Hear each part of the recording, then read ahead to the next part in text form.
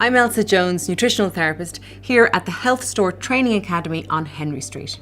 Now, I see a lot of clients with various digestive issues, but I would say that stomach bloating is definitely the most common complaint that I hear. Not only does it make you feel physically uncomfortable, it can actually make you feel a bit self-conscious as well.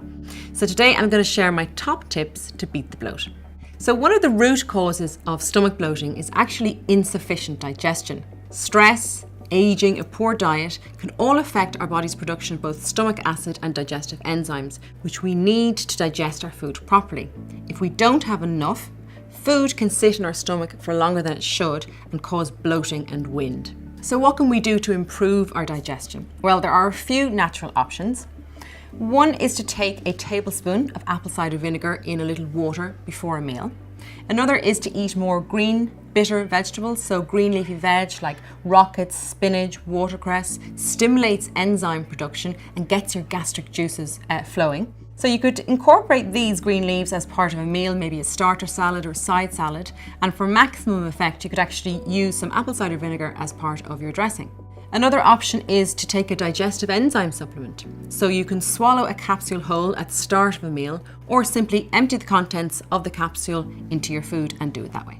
Eating too many refined wheat-based foods can also trigger bloating for many people. So the likes of white bread, baked goods, pasta, particularly if you're eating them at every meal. Nowadays, there are so many healthy alternatives readily available that it's actually quite easy to reduce your wheat intake. So for example, at lunch, so many of us over-rely on white bread as a base for sandwiches, whereas a simple swap might be to use the likes of oatcakes or rye crackers and put your favourite toppings on them. That way you'll still feel full, but less bloated. If you're not sure which foods may be causing you digestive discomfort, a really good starting point is to keep a food symptom diary. And that is simply where you just keep a record of everything that you eat and drink in a day and keep note of any symptoms. This will help you identify any potential food triggers that may be causing your bloating. Once you know what those foods are, you can either reduce your intake or look for healthy alternatives to maintain your nutritional needs. I'm often asked which herbal teas can help with digestion, and I would say that fennel tea tends to be the most effective for relieving trapped wind and bloating. A lot of people report a reduction in symptoms. Probably the most convenient way to use fennel tea is just in the tea bag format.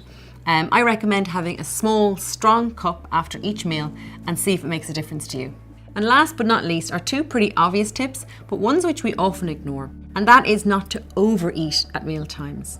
If you eat too much, no matter what you're eating, bloating will be inevitable. Another is to chew your food properly. So many of us eat on the run. We shovel food in our mouths when we're busy, stressed, doing multiple things. When we're stressed, our digestive system simply doesn't work properly. So try and make time to sit down, eat slowly, chew your food.